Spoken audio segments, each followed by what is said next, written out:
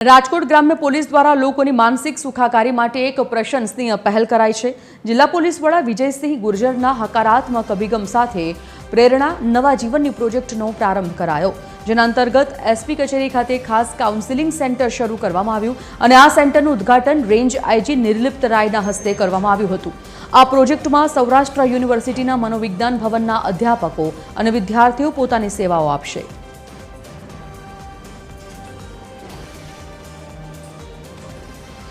कार्यक्रम ए कि जे लोग कोई ने कोई पोताना जीवननी मुश्केलीने कारणे पोताना जीवनथी पीछेहट करवानो प्रयत्न कर्यो होय एने मनोविज्ञान भवनना अमाय अध्यापको हूँ अने धाराबेन अने अमारी टीम जे छे एने काउंसलिंग करशो अने आ काउंसलिंगथी घणो बधो प्रकारना फेरफारो आवे छे। भूतकाळमां आपणे जोयेलुं छे के कोरोना दरमियान जे काउंसलिंग दरमियान आपणे घणा बधा लोकोना जीव बचावी शक्या छे, घणा बधा लोकोने ए मानसिक सधियारो आपी रह्या छे। तो आ एसपी साहेबनी आ पहलने कारणे घणा बधा लोकोने मानसिक सधियारो मळशे अने आ सधियाराथी ए पोताना जीवननी नवा जीवन तरफ प्रेराशे। એટલા માટે જ આપણે જે એનું ટાઇટલ રાખ્યું છે અથવા તો એનું નામ રાખ્યું છે પ્રેરણા નવા જીવનની। જે લોકોએ છેલ્લા 3 મહિનામાં કોઈ સુસાઇડ અટેમ્પ્ટ કરવાની કોશિશ કરી છે કે પ્રયાસ કર્યા છે એ લોકોને બોલાવીને એ લોકોના ઇનિશિયલ અસેસમેન્ટ કરવામાં આવશે અને આ લોકોને મેન્ટલ અને સાયકોલોજીકલ હેલ્થનું એસેસમેન્ટ કરવામાં આવશે અને જે સાયકોલોજીકલ હેલ્થ આધારે લાગશે કે કંઈ ફર્ધર જે છે એને સાયકેટ્રિક કે સાયકોલોજીકલ ટ્રીટમેન્ટની જરૂર છે